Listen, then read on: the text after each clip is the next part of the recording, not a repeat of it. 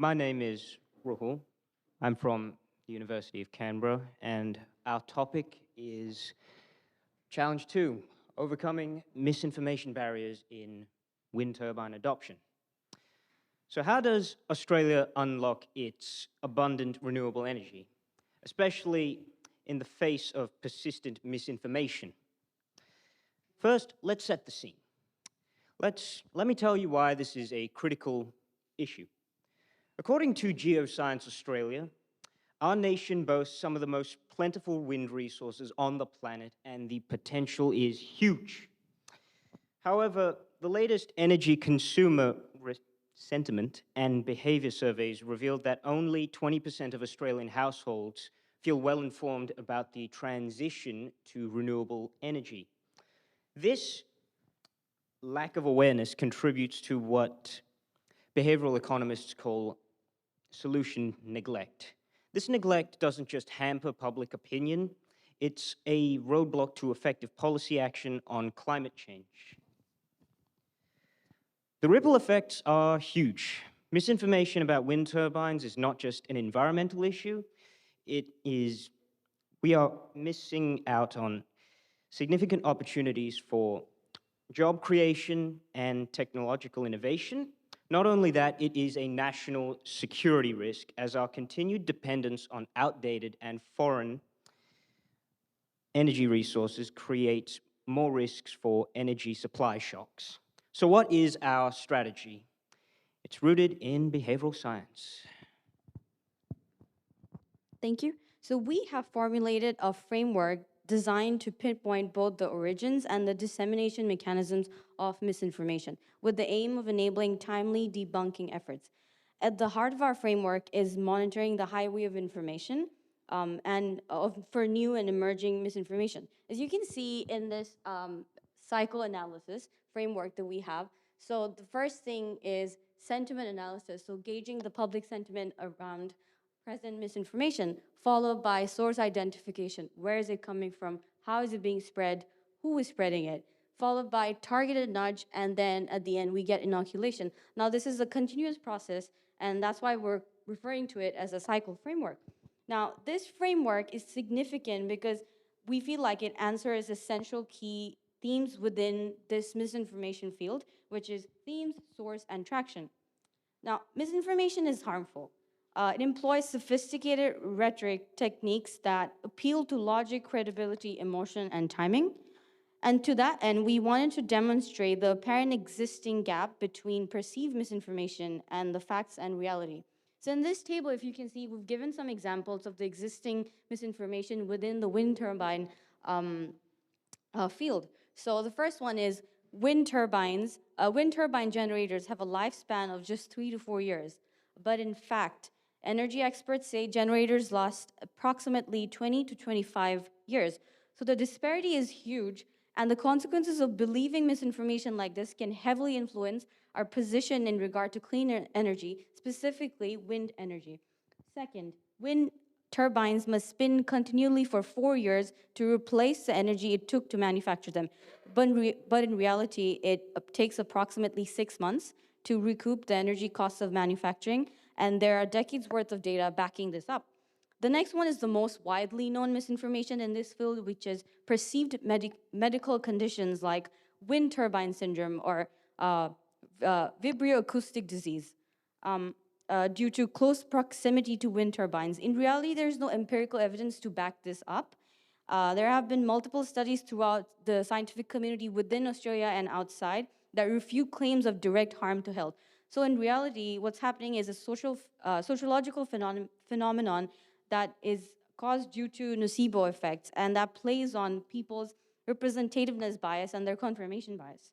Now, as you can see in this table, we do have specific solutions for these very specific misinformations, but the thing that we need to remember is different types of misinformation requires different nudges and approaches, but we wanted to suggest an overarching or universal approach to misinformation, and that is it would be like a collaborative, a dynamic duo of accuracy nudges and educative nudges to combat misinformation. Because we can debunk as many theories as we want, but nothing will change unless people have the tools to understand the information that they're being given. So essentially, steering users towards adopting fact-checking behavior while addressing and accepting information. And we can do that in the form of targeted seminars and workshops. With the help of behavioral experts, we can inoculate individuals by educating specifically present and future wind farm host communities with the manipulation techniques that people that are used against them, as well as the framework for identifying information that we mentioned in the previous slide. In that sense, we're equipping them with the tools that they need to know when they're being manipulated and what behavioral biases are responsible for that manipulation. We can get in front of misinformation by pre-bunking. We can offer information as a countermeasure to inoculate individuals and build community-wide resilience against misinformation. We must exercise caution to avoid amplifying the misinformation, because often that can just give a platform that perpetuates their spread.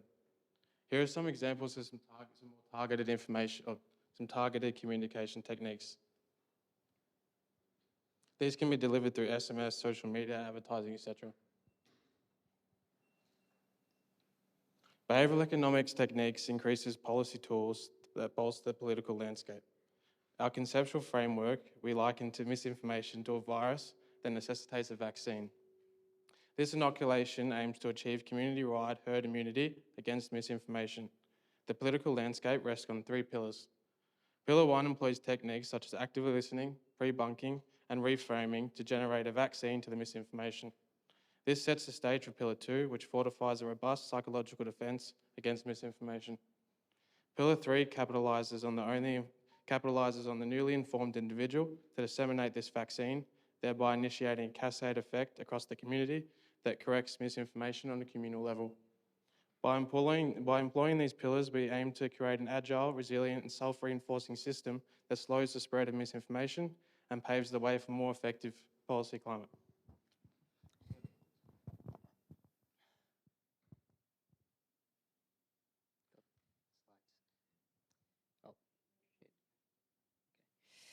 Local patterns problems require targeted solutions.